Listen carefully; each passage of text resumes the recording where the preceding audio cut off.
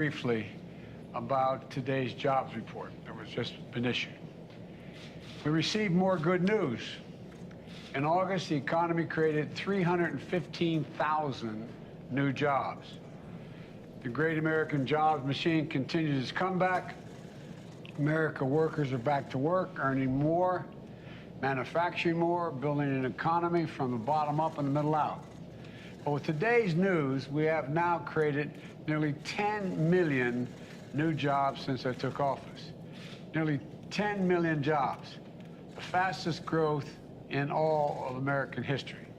In August, we also saw that the share of Americans who are working on our economy went up. Economists call that labor force participation rate.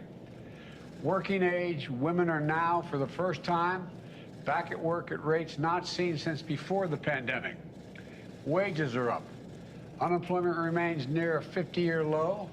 And yesterday, we got data that showed that manufacturing orders were up, but cost increases in supply chain items were beginning to ease.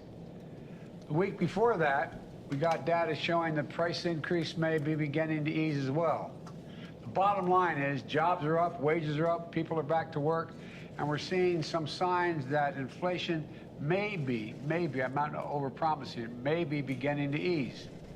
Couple that with the fact that gas prices have now fallen 80 straight days, the fastest decline in over a decade. And the price at the pump is now $1.20 a gallon less than it was the beginning of the summer. America has some really good news going into Labor Day weekend. But we're also seeing something else critical to the backbone of the American economy. Manufacturing. Manufacturing is roaring back. Since I took office, the economy has created 668,000 manufacturing jobs, the strongest manufacturing recovery since the 1950s. And just last week, we've seen major American companies from First Solar to Corning to Micron announce plans to invest tens of billions, that's not a misstatement, tens of billions of dollars expanding manufacturing in America. We've seen major global companies like Toyota and Honda announce that they're choosing America to invest and build. None of this is happening by accident. These investments and this recovery are a direct result of my economic plan. Some people gave up on American manufacturing. Not me, not the secretary, not the American people. Make it in America is no longer just a slogan. It's a reality in my administration. I'm committed to building an economy from the bottom up and the middle out. You've heard me say that 1,000 times. But that's what's happening. And that's what we're here to talk about today. Now, a big part of the American Rescue Plan that I signed a month after we got in office, we were facing a once-in-a-century pandemic, historic joblessness, businesses struggling to stay open, remote learning for our children. But thanks to the American Rescue Plan, we have come a long way. We got vaccine shots in arms. We helped people who needed them the most. We kept teachers in classroom, cops on the beat, firefighters on the job because the local communities didn't have the money to pay for them. And as a result, COVID no longer controls our lives. More Americans are working than ever. Businesses are growing. Schools are open. And today we're celebrating a signature program, the American Rescue, within the American Rescue Plan, that's going to help communities that need it most. Look, it's called the Build Back Better Regional Challenge. It's centered around a vision that as our economy recovers and modernizes, as science and technologies accelerate and change the nature of how we manufacture, we want workers and small businesses leading this transition, making sure they're a part of it, not just being shunned aside. Instead of fearing that the transition is going to leave them behind, we're going to help them get retrained and many other things. And think of the 55-year-old small businessman who's been making a single screw, this is literally true, for a combustible engine for cars for decades. He and his workers are worried. Why? Because they're moving to high-tech electric vehicles. We're going to help them and their businesses with training and new technology to help them make parts for electric vehicles and lead the transition to a clean energy economy so they're not left behind. This is about investing in them, believing in them, helping them transition to a new world. They can do these jobs, just like they did the ones they had before. This is about jobs in their communities, for them, not having to leave or not having to go on unemployment. As new enterprises are created in the communities, they shouldn't have to leave. They should be the ones to be able to fill in for those jobs. So we designed this program by thinking about people and places in a really important way. And I know you got all of you up on the screen here, 21 different communities. This American Rescue Plan program invests $1 billion, a total of three, but $1 billion to create jobs and opportunity for people in places where they live and where they've worked their entire career so they don't have to leave. I know when folks hear such big numbers, they don't think it's for them. But this is for them. Is for them. Over 500 coalitions applied for these grants, from community organizations to philanthropies to labor unions to colleges, universities, all working together from every part of America. That kind of interest is a testament to the need and enthusiasm for this type of investment. I take a look at this as a transition investment. I'm so proud to announce 21 awardees up on the screen here who each receive between 25 million and 65 million jobs to turn their plans into action. As Secretary Mundo just said, and I guess I wasn't supposed to start this off, was I? Come to think of it. All of a sudden it dawned on me I was supposed to let her speak first. But estimate these projects are going to result in 100,000 jobs created or saved, over $7 billion in additional private sector investment in these 21 communities. We want you to continue having good jobs in your communities so you don't have to leave, so your people in your communities aren't displaced. The winners are all here up on the screen, and they're going to empower communities in Pennsylvania, West Virginia. Joe, is that you? Is that Joe Manchin I see? I'm right here with you. Hey, Joe, good to see you, man. Thanks for what you're doing. Matter of fact, you're one of the guys that started this idea with me, what you're talking about needed to happen in West Virginia. But anyway, they're going to empower communities in Pennsylvania, West Virginia, Louisiana to lead our nation's transition to clean energy. They're going to empower small manufacturers in Michigan, Kansas, North Carolina, El Paso, Texas, helping them modernize and become part of a supply chain for cutting-edge technologies, advanced manufacturing, biotechnology, aerospace. They're going to empower agricultural workers in Fresno, California, women in St. Louis, Missouri, pursuing manufacturing careers through quality job training and apprenticeships that lead to good-paying jobs. They're going to support entrepreneurships and small business creation from Native American communities in Montana and to Tulsa's Greenwood neighborhood, once known as a Black Wall Street that I visited on the 100th anniversary of the Tulsa Race Massacre. Together, these projects are going to uplift underserved communities and include them as key parts of America's economic recovery for the 21st century. We're putting people who have been left behind in the past or couldn't have been lifted out of anything before. They're going to be part of this recovery. They're going to be the ones who are going to be leading the way here. They're going to be the ones that get retrained for these jobs. Take the project in Georgia. I recently signed a number of laws that are going to bring manufacturing jobs back to America and make sure the future is made in America. Think of everything from electric vehicles to semiconductor chips. Georgia Tech, one of the great research universities, is a leader in understanding how artificial intelligence can be used to strengthen almost any industry. But too many folks, especially small manufacturers in Black communities, rural communities in Georgia, can't afford access to the knowledge and the research to be able to capture those jobs, to be trained for them. They can't take advantage of all that technology that can make for them all the difference between their business closing and thriving. So Georgia Tech partnered with HBCUs like Spelman College and Fort Valley State and local community colleges. With this grant, they're going to take this technology on the road with mobile training studios.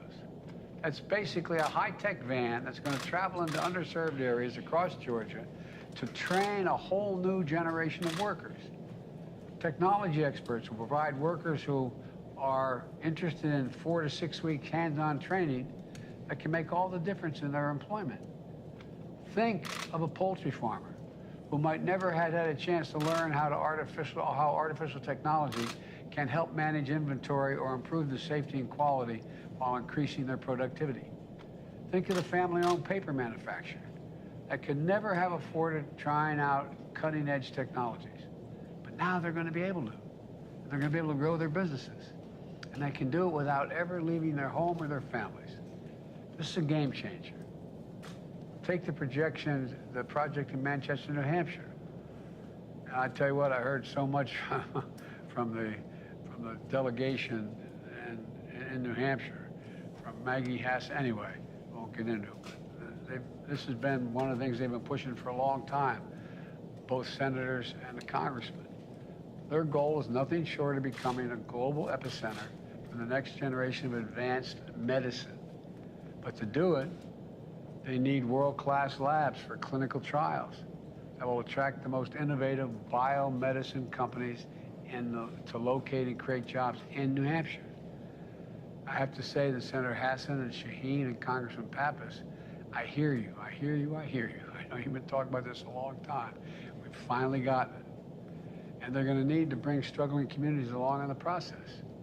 Because of this grant, Manchester is going to revitalize what was once one of the largest cotton textile plants in the world. Right now, 100,000 square foot mill. The building is empty and idle, but not for long. Because of this grant, a coalition of city leaders and research and community organizations is going to transform that old mill into a modern marvel. It's going to house advanced science labs that are going to conduct groundbreaking clinical trials. It's going to be the place where they can test biotechnologies and treatments that are going to save lives. And the Republican governors working on it are going to be there as well. For workers, small businesses, entrepreneurs in the Manchester area, it means opportunity. It means jobs you can raise your family on in Manchester, not have to move. Because of this American Rescue Plan grant, they're going to be able to have access to cutting-edge technology and labs that never could have been afforded before. This is going to allow them to compete with anyone, anywhere in the world, and make sure the supply chain for these new medicines, medical advances are built right here in America. It matters. As you probably know, I could go on and speak about each of the communities here, but time won't permit. I applaud every community that received the grant and that applied. You're the reason why I'm so optimistic about the future of this country. I mean it. You heard me say it many times before.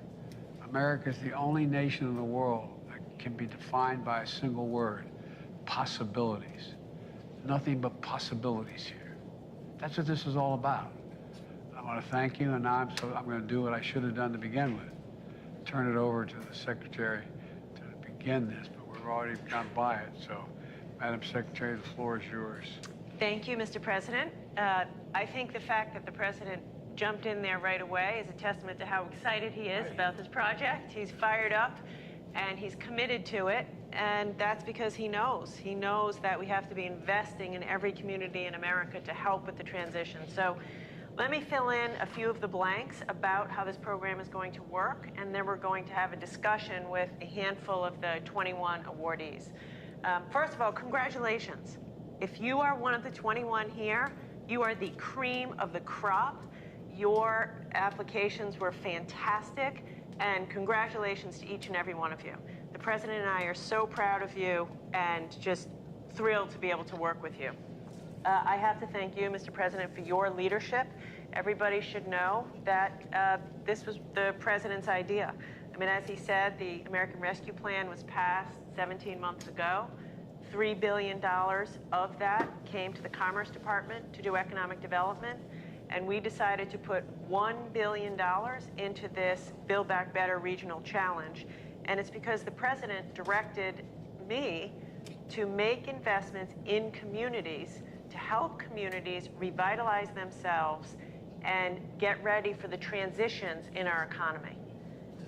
Because he fundamentally said people want to work where they live, and they ought to be able to do that. And so that's what this is all about. We believe every single American, no matter where you live, ought to have an opportunity to have a high-paying, family-supporting job in that community. And that's what this is all about. So let me fill in some of the blanks about the approach. It's a novel approach. This is the first time ever the Department of Commerce has made such sizable investments in individual communities.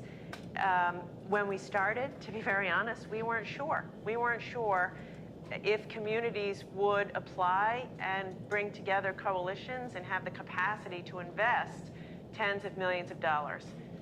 Well, we got 529 submissions. We went from 529 down to 60 finalists. And then from those 60 finalists, we worked to get to the 21 who are with us today. So again, the fact that you are among the 21, hats off to each and every one of you. Here's what makes this interesting. Everyone on this screen of the 21 will be receiving between $25 million and $65 million to address regional economic challenges and to invest in revitalizing the economies of these communities. So that's a lot of cheese, folks, to make big investments and revitalize your communities. This was all bottoms up. We went to the community and said, you tell us how to revitalize your community. And you bring the community together, public sector, private sector, universities, philanthropy. Get your community together and tell us what you need to invest. So as a result, this federal funding will be matched by more than $300 million of local investment, and will leverage support from over 450 private sector and 27 labor unions or worker organizations. We estimate that together, this whole initiative will create or save over 100,000 jobs and over $7 billion of additional private investment will be catalyzed through each coalition's efforts. And as the president said, this is about growing industries that are critical to our future: clean energy, biotechnology, advanced mobility. And it's about saying to the small businesses and workers in these communities, we know the economy is transitioning. We're moving away from fossil fuels to clean energy. We're moving towards robotics. We're moving towards a more digital economy, a more technical economy. And the point of it is, no one will be left behind, because we're going to retrain workers, we're going to retrain small businesses, and we're going to light up abandoned buildings that may have once trained coal miners and today will train solar installers. Abandoned manufacturing facilities that may have, once made widgets will be, lighted up for new advanced manufacturing in solar panels. And so the important point here, and the president talks to us all the time about this, is that if you're out there, in Buffalo, and you drive by every day an abandoned industrial building, and you have a pit in your stomach wondering, is there a place for me in a new economy? Or if you are someone who's worked for 30 years in one of the big 3 auto companies, and you only know how to work on a traditional auto car, and you're worried, do you have the skills to transition to an electric vehicle economy? What we're saying to you is yes. Yes, because we're going to retrain you, we're going to retrofit small businesses, we're going to do solar installations at an industrial scale over abandoned coal mines, and we're going to make sure that as we transition, everyone's included and trained, and these small businesses are able to do this. I'll just end with a personal story, which I told to the president. When we were designing this program, I had my father in mind. My father, once upon a time, Rhode Island, where I'm from, was the jewelry manufacturing capital of the world. Everywhere you looked, jewelry manufacturing. Low skill, but it was a good job. My dad had one of those jobs, a Bulova watch, until he was 56 years old, and his job and all the other jobs went to China. And he would so often say to us, Gina, we were just left behind. We weren't retrained. He wanted to work. He could work. And he said, our leaders left us behind. So what this is about is President Biden is committed to folks who have that anxiety, who've worked in old-line manufacturing, who've worked in the coal industry, who've worked in, traditional combustion engine vehicles, and they're feeling anxious, and we're saying, we are going to be there for you to make sure you're not left behind or left out, and we're going to make investments in your community so you can work in the community where you and your family live. So we're excited, and quite honestly, I'm just very lucky that I get to work for a boss who gets this, because he gets it. And every time we brief him, he says, Secretary, don't tell me how much money we're spending. Tell me, what are we doing for the people of America? And that's why this is so exciting. So with that, we want to hear from you. Now, as the President said, if we had the time, we'd like to hear from every single one of you, because every one of you has put together a phenomenal application, but we don't have the time. So we're just going to hear from a couple of you and hope to have a free-flowing discussion. And I want to begin by calling on the Detroit Regional Partnership Foundation. Congratulations. You all are receiving $52.2 million, which is incredible. We'd like to hear from you, and I'd like to call on Maureen. Just tell us a little bit about how are you going to invest the $52 million? What are the projects you're doing, and what does this mean for the small businesses in the supply chain in Detroit's auto manufacturing industry? Good morning. Thank you, Madam Secretary, and good morning, Mr. President. We are thrilled to join you here today from Detroit, the global epicenter of mobility. I want to introduce two of our partners who are with me today. Quentin Messer Jr., who is the CEO of the Michigan Economic Development Corporation, Ned Stabler, who is the CEO of Techtown Detroit. In addition, we have a large group of over 140 partners who are joining us virtually and who work together for this successful application. We're honored that the EDA has recognized that the Detroit region is leading the transformation from internal combustion engine to electric vehicle. The Global Epicenter of Mobility, or GEM, is Detroit's answer to the Build Back Better regional challenge. Through an inclusive and equitable lens, GEM will help the Detroit region redefine every aspect of mobility, from the cutting-edge technology that moves people and goods to creating new quality jobs and readying new sites for business.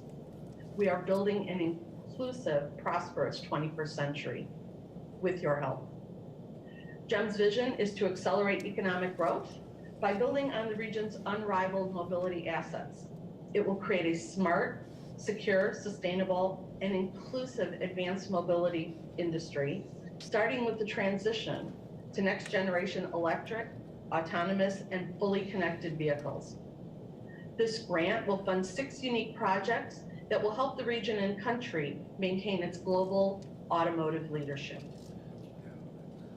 GEM will support workers, startup businesses, and small to medium-sized companies as they adapt to new high-tech advanced mobility industry. Led by one of the most diverse regions in the United States, GEM offers the opportunity to create a national model for equitable economic growth. We are ready to help secure the nation's advanced mobility leadership for generations to come. Thank you again. We welcome any questions, and we also want to invite you, Mr. President and Madam Secretary, in 2 weeks to join us in Detroit at the North American International Auto Show, where we can show you in person how we are leading the way. I'll be there. Awesome. I'm a car guy, Yeah. as you kind of noticed. Hey, look, I drive the cabinet crazy and my staff crazy by asking them to give concrete examples that if you walked up to somebody in a corner and said it, they could completely understand it. One of the things that this is pure Biden, I believe, and I've been saying for some time, that the next 10 to 15 years. More is going to change in terms of technology and innovation than has happened in the last 75 years. I mean that sincerely. Things are going to change so rapidly. That's good if we're going to compete in the world, but also it's scary as hell for somebody who, like we were talking on the way over to this building about how there's hundreds of small companies supplying small parts to internal combustion engines. And you were giving me an example, Madam Secretary, of a bolt one company provides. That is not going to be useful in an electric vehicle. And so what we're going to do is train that company, the ownership of that company, what parts they can contribute to make that vehicle. And I'll give you a concrete example. Remember, we're having the great difficulty, we still have some difficulty in the supply chain of items coming from Asia. And the shipping, the vast majority of it comes through the ports in San Diego and Los Angeles, in those ports. And the ports are asking for help all across the country for new technologies, new cranes, new movements, more robotics. I said, okay, we'll do it on one condition, that the people you have on the job now at the port are the people you train. You give them the opportunity to man the new machinery. Not a joke. And one of the things I think was so important about what we're all talking about, all of you are talking about, is think of all the people who've been breaking their neck and doing well, doing things that really matter, who are going to become, what they're doing becomes going to become obsolete because how things are changing. Whether it's a transition in the climate environment or whether it's manufacturing or medicine, whatever it is. And so when you say we're going to provide in-depth assessment and assistance to 65 firms through a supply chain transformation center, that can sound pretty abstract to a lot of people. Give me an example of what you really mean, what this will really mean for a company and its workers in this supply chain transformation center. What are you talking about? Absolutely, Mr. President. As you know, in our region, because you were very important here a few years ago in helping us make a transformation, we need to do it again. We have a terrific, talented workforce and supply chain, but we need to give them the skills that they need and the tools that they need. So one example is a company in a community in the Detroit region called Oxford. It's Barron Industries. They're a casting company, but they need help in making sure that they can produce the right parts with the right technology at the right speed with the right talent. So they have been receiving assistance on marketing, on cybersecurity, on production techniques, so that they can make the transition as rapidly as the OEMs are making it, and they can stay an important part of that supply chain. That also includes making sure that their employees have the skill sets, the upskilling that they need, so that they can be successful, and as you say, included and staying here in our region to do those jobs. Mr. President, one of the things I love about what Maureen and her team is doing is that so often we focus on the big three automakers, which is important, for all the obvious reasons. But what they're doing is focused on the whole network of small suppliers, the hundreds, if not thousands, of small, family-owned suppliers to the big three, and making sure that, as Maureen said, they have the new materials, the new technology, the new training, so that they can continue to service as we move towards EVs. And so I give you a lot of credit for getting into the supply chain. Last thing I'll say, I can talk about this for a long time, but going through two of the major American automobile plants for a long time, for an extended period of time, there was a lot of concern by the UAW about robotics and how that was going to displace workers, when in fact, being able to teach those folks how to use those robots and increase productivity and doesn't displace them is what's really happening. And so it's all about, you can maintain the workforce, you can increase the productivity, remain competitive internationally, and still get a lot done. But at any rate, I maybe as my grandfather used to say, with the grace of God, the goodwill of the neighbors, I'll see you at the auto show. We welcome you, absolutely. All right. So the mention of robotics is a perfect segue. I'd love to turn it over to Stephanie from the Southwestern Pennsylvania New Economy Coalition. You all will be receiving $62.7 million. I'd love to hear Stephanie talk a little bit more about that. To put this in perspective and to pick up on the point you just made, Mr. President, about robotics, Carnegie Mellon University in Pittsburgh is, we all know, a world leader in robotics, and a lot of jobs have been created right around CMU. But if you're living in a coal community or a rural community outside of Pittsburgh, you might wonder, how do I fit in? How do I get a job, with robotics? And You're the county executive, that's what you do. exactly, that's why he's part of it. So that's what these guys are doing. So we'll turn it over to Stephanie and the team, and maybe tell us a little bit about what you're doing. Sure. Thank you, Madam Secretary. And yes, Mr. President, I am joined today by several of your friends, the County Executive, Rich Fitzgerald, President of Carnegie Mellon University, Farnham Jahanian, and my colleague and the Chief Equity Officer on the project, Majestic Lane. And what I want to start off by saying is thank you for your vision, and thank you very much, Madam Secretary, to your incredible team and for you in making that a reality. What we have loved in some ways most about this project is that we get to do what we do best in Pittsburgh, which is collaborate and bring together what we had 200 partners, which is we call the special thoughts in Pittsburgh, to make words into action to deliver on your vision.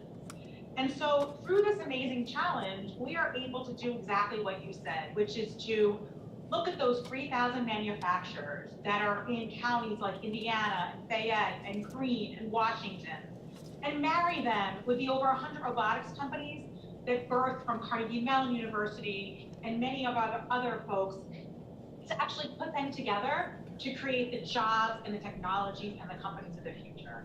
And we're doing that in a way that is building programs for people. This is about people first. 14,000 workers, 750 companies that will fuel an entire new economy for us that we think won't just be about Southwestern PA and not just the United States, but globally, to redefine how we do business and how we keep jobs at home in our communities, as you so well described. Thank you. One of the things I love about this is a lot of people, when they hear robotics or they hear autonomous technologies, they hear, I'm about to lose my job. And so what Stephanie and the team are doing is saying quite the opposite. This is going to create job opportunities for you, including in your rural community, not just in the neighborhood of CMU. Yeah, I so appreciate that question, Madam Secretary, because as you can imagine, as the birthplace and the leader in robotics, this is a question we tackle and think about extensively. And I can start by telling you the data, which is we know that for every one job that may be displaced with robotics technology in a company, it's creating at least 1.5 and sometimes more. But what's even more important, and that we understand, is for the companies that are actually growing and scaling in our midst, those 100 companies I talked about, many of them have upwards of 1,000 employees right now. And those are middle skill jobs. Those are jobs where people are tinkering and building sensors and using the skills that you described, like your father had. And that's exactly what we're trying to do here today. And we're doing it across industries like energy, like agriculture, like healthcare. This is an incredible broad-based opportunity. And what we even know more is when we talk to those workers, they are more fulfilled. They are actually enjoying their ability to use their creative skills to customize sensors, to repair robots, to work in partnership with entrepreneurs in creating those actual technologies. It's a more fulfilling job. It's a higher wage job. It keeps them in communities, and it actually allows them to have family sustaining jobs where they were born and where they want to stay. Mr. President, at Carnegie Mellon, I had the honor of you showing me around Carnegie Mellon. It's a great university for real. I'm not being solicitous. Are you working with smaller outfits like the community colleges in the region? And talk to me about the sort of coordination between a great national university like yours and a community college in a community. First of all, Mr. President, thank you very much for your leadership. It's good to be with you. There are two aspects of it that I want to highlight. On one hand, what we're trying to do is to bring robotics and automation to small and medium-sized enterprises. As you alluded to, the digital transformation is taking place, and it's really having a ripple effect across so many sectors of our economy. So we're bringing those technologies and know-how to agriculture, to construction, to energy, to healthcare, to manufacturing, mining, and transportation. So that element, bringing those skills and technologies to small and medium enterprises to make them more competitive is extremely important. It's extremely important for the nation because we live in a global world. So that's one element of it. The second element of it that you alluded to has to do with upskilling and reskilling the workforce.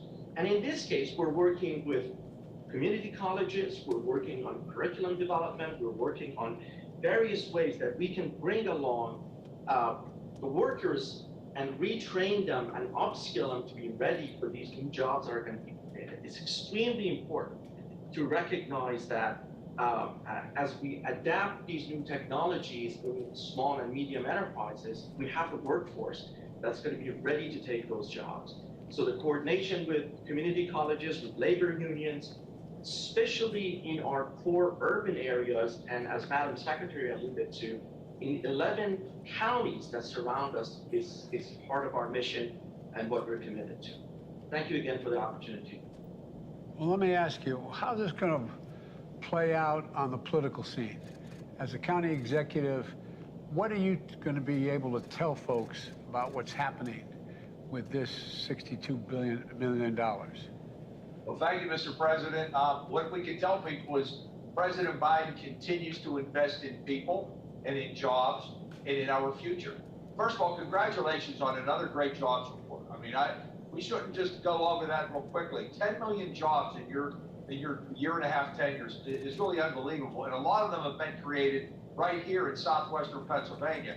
And as Stephanie and President Tahani had mentioned, it's not just for the robotics software engineer in Pittsburgh, it is for the small town in Westmoreland County, in Beaver County, the manufacturing facilities that are transitioning, and the type of training that can happen throughout our community college, but for families. And I know you talk about this all the time, and it's so important. It's about hope and for the future, for the next generation who are out there wondering what's going to happen. You mentioned the displacement that's going to, could happen, and the changes over the next 10 to 15 years. This doesn't leave people behind, and we appreciate that very, very much. And by the way, we're looking forward to seeing you on Monday at Labor Day. You're always here with us, and we're looking forward to it. We're guaranteeing good weather, Mr. President. All right. All right. Sir, do you have anything you'd like to add about what's going on in the community? Well, sure. I think what's important about this is, as you spoke to, Mr. President, often people think that robotics and AI are leaving people behind. But we're being really intentional, both demographically within our communities, people of color and women, and also in our rural communities about how do we connect people to inclusive career pathways, but also actually connecting them to business development opportunities in the robotics and AI industry, which traditionally they may not have had access to. So what we're really doing is being intentional about figuring out how do we make these connections and really making this an economy for all. So thank you, Mr. President. Well, one of the things, if I may, having been a significant consumer of healthcare and having family members who needed serious healthcare, one of the things that I think in the healthcare side, most docs will tell you that when people get a diagnosis that is very dire, they need really a navigator. They need someone to help them know when to go to what appointment, what the appointments are for, just explain what's going on. It seems to me we need some navigators here. And I'm wondering how you're doing that. I mean, you have someone, let's say there's someone, we were doing this on a local Pittsburgh television station, and someone listening saying, well, I'd like to get trained. I mean, how are you reaching out to the community? And do we have essentially, whatever they want to call them, navigators? Say, look, here's the way you can get into this. This is what you do. Or people going into those small businesses that are going to be eventually displaced because the technology is going to be surpassed, and say, this is what you, I mean, is there thought about that? Absolutely, Mr. President. Thank you for that question. And that really is the spirit of, as I was talking about earlier, our project and the way our partners are coming together. So we have 5 projects that are woven together, each with incredible organizations that know how to actually be on the ground. Most of our money is actually going out to neighborhoods and communities, so they can actually use the organizations that know their people, that know where the businesses are, that know where those individuals are that have to get into the jobs, where those people are that are ready for entrepreneurial opportunities. So for example, it starts with our manufacturing extension partnership. They know where those manufacturers are, and they understand their readiness to adopt technologies. They will come together in a manufacturing hub with entrepreneurs who can help de-risk the prototyping and creation of products that can actually be deployed. We also have our lead accelerator entity in the region that's creating a new model of startup factory with anchor maker spaces throughout the communities where we can identify opportunities to create new technologies that will be deployed into those companies. And taken all together, our workforce ecosystem, as Dr. Janey described, will actually be connected by a web of workforce boards and other community organizations, including labor unions and other, at the neighborhood level, who can then bring those curriculum partnerships, the workers, to the table for those jobs. So we're really relying on, as I said, 200 entities and partners who know how to navigate and know where the businesses are and know where the people are to make sure we have a marriage and an alignment that can propel this opportunity. One of the things I'd raised, and I've not raised with the Secretary, but I've raised with you guys and everyone who's part of this grant effort, I think it's useful. Think about it. 25 years ago, 30 years ago, almost every high school had shop classes where you learned how to work with your hands, where you learned you could go and take carpentry or automobile, and you know, just to get a sense. I really think we should be talking, and I don't have a program, but I think we should be talking about a little bit about how we let high school students know how things are changing and what may be available down the road. And I know we're supposed to, I know I'm taking this longer than I should, but a guy who's been talking about transition for a long time with me has been Joe Manchin. He lives, breathes, and eats West Virginia. But Joe, how's this going to help, if it is, the West Virginia, the transition to a strengthened, not totally new, but a new economy? Yeah. Well, Mr. President, you and I have spoken many times about this when you first came into office, even when you was running at that time, about how West Virginians felt they were left behind. My wonderful state and all the great workers and the people in my state have worked hard, and they're very proud. They've done the heavy lifting for years and years and years, and basically they never complained. And as things started changing and transitioning, there was nothing left for them. 21 of our most affected counties are in southern West Virginia. This is based around that, and it's pumping into an area which is, we call it the Appalachian Climate Technology, or the ACT Now Coalition, which is led by Brandon Dennis, and Brandon's here with us, and he's done a tremendous job with his team, and the Coalfield Development Corporation. It's basically reinventing, not just reinventing, but basically being able to meet the needs of the public as we transition and making sure that we can provide the services. That's what they've been doing for quite some time, and this this announcement here and this rescue plan, the American Rescue Plan, continues to play benefits for West Virginia. But you know, also your co-chair of Appalachian Regional Commission, Gail Manchin, who I know very well, is very, very proud that Appalachia has gotten so much consideration and assistance. And you're the first person, Mr. President, and with your most capable secretary and our dear friend Gina Raimondo, directing it to the people that need it the most. I think that's what we're here to say is thank you. These 21 counties have eight regional projects. I have with us here on the panel, I have my dear friend Amy Goodwin, chairman, she's a mayor of Charleston. I have Steve Williams, fellow colleague of mine, and he is mayor of Huntington, our two largest cities. And we have with us also Stephanie Tyree, and she's the West Virginia Hub Director that works directly with these projects. They can explain in detail what this is going to allow us to do. And we've gotten this $62.8 million, one of the top awards, and we're so proud of that. But the need is there, and I can guarantee the investments will be made.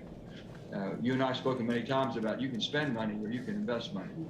We're going to give you a return on this. We're going to give the taxpayers of the United States a return on their investment in West Virginia. That's what this is about. And a reward base to the people who have done the heavy lifting, allow them to continue to transition. Now with our Inflation Reduction Act, Mr. President, this segues right into that because now it's going to allow them to start focusing on a complete new way of delivering the energy that this country is going to need. Coal, we talked about all the cars, and Debbie Stabenow and I talked about that a lot, and I said, Debbie, you wouldn't have a car if it wasn't for the coal and the steel that we produce to send you the material that you need to make the cars. So we're all hooked to the hip here. And as the transition goes on, the investments that are being made, the 48C tax credit is going to put $4 billion additionally back into coal-hit communities so we can diversify and attract more business there. So I just can't tell you how much this means, Mr. President, and I'm just so proud to be part of this, and also so proud of what the ARP has done, American Rescue Plan, and so excited to see what the Inflation Reduction Act is going to do. So many people don't know how much is in there that's going to transition their lives and transfer them into an economy that's going to give them an awful lot of stability. So we're very proud. Well, Joe, thanks. I'd love to talk to every one of you, but I'm getting a sign here. I better cut. They're going to have a I was afraid you were going to get the hook. But look, We can do this all day, but the point, let me conclude by saying this. This is not going to waste money, what we're talking about each year doing. It's going to grow the economies. It's going to keep us in a position where we are the most advanced economy in the world, and where we bring along the people who have made this country. You know, I joke, and I shouldn't get political, but let me put it this way. The people who built the country are hardworking people who work with the sweat of their brow and their hands, and they're the ones that created a middle class.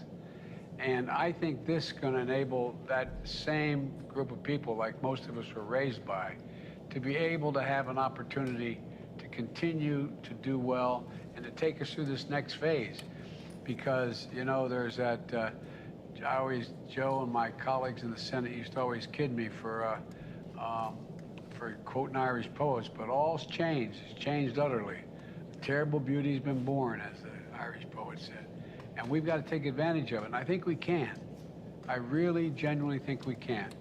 And I look forward to meeting all of you at some point along the way, and we're going to continue to keep this moving, because there's $3 billion total in this, and it's going to grow the economy. Everybody's better off. When you grow the economy, everybody from the local drugstore to the local supermarket to the local church, everything grows. And that's what this is about. Anyway, thank you all. Thank you. If I can say one thing to you, Mr. President. Yes. Thank you for not forgetting and not leaving anybody behind. I can't tell you how much this means to our hardworking people in West Virginia. And they are truly appreciative, and the families are to be able to stay where they love and their heritage and their roots are. So many of them had to leave. You given them that opportunity, and you didn't forget, and you kept that promise, and I appreciate it. Well, Joe, remember, I'm from hard coal country, Scranton. All right. Okay, anyway, thank you all so very, very much. Thank you, Master. Congratulations, everybody, and we're excited to work with you to make all of this a huge success. And thank you, Mr. President. Thanks. All right. Mr. President, do you consider all Trump supporters to be a threat to the country? No, everyone, come on. Come on, look, guys. You keep trying to make that case. I don't consider any Trump supporters a threat to the country. I do think anyone who calls for the use of violence, fails to condemn violence when it's used, refuses to acknowledge when an election has been won, insists upon changing the way in which the rules you count votes. That is a threat to democracy. Democracy. And everything we stand for rests on the platform of democracy. When people voted for Donald Trump and support him now, they weren't voting for attacking the Capitol. They weren't voting for overruling the election. They were voting for a philosophy he put forward. So I am not talking about anything other than it is inappropriate, and it's not only happening here, but other parts of the world, where there's a failure to recognize and condemn violence whenever it's used for political purposes, failure to condemn the attempt to manipulate electoral outcomes, failure to acknowledge when elected